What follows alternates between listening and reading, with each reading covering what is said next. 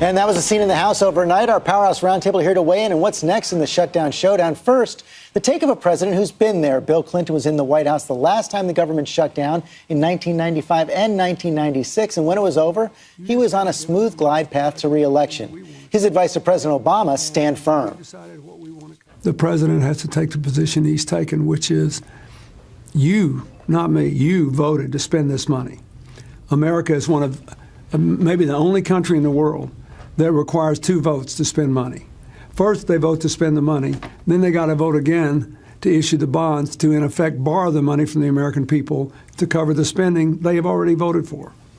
You can't negotiate over that, and I think he's right not to. But as you know, one of the things the Republicans say is that you did that. You did negotiate over the debt limit back in 1996. They do control the House, so doesn't the president have to negotiate, and they're banking on it?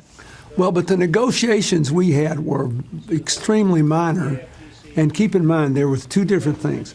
Number one is the economy was growing and the deficit was going down. We didn't give away the store, and they didn't ask us to give away the store. It was more like, we got out here on this ledge, please give us some face-saving way to walk back. And we didn't stop negotiating. When we passed the balanced budget bill, for example, there's no opportunity for that in this forum. We don't have enough time. They're mad because they don't want to negotiate. This deadline is coming. October 17th, says Jack Lew. We hit that debt limit. The consequences of not negotiating are so high, default. Yeah, but there's nothing to negotiate with. He shouldn't delay the health care bill. It's the law, and we're opening the enrollment on October 1st. So I think that's a non-starter. If I were the president, I wouldn't negotiate over these draconian cuts that are going to take food off the table of low-income working people while they leave all the agricultural subsidies in for high-income farmers and everything else. I just think it's chilling to me. It seems almost spiteful. But doesn't it all come undone if there is a default? I mean, all this, if you're not going to negotiate, you're betting on the other side simply caving. That's right. This is the House Republicans and the Tea Party people saying, we don't want to negotiate with the Democrats.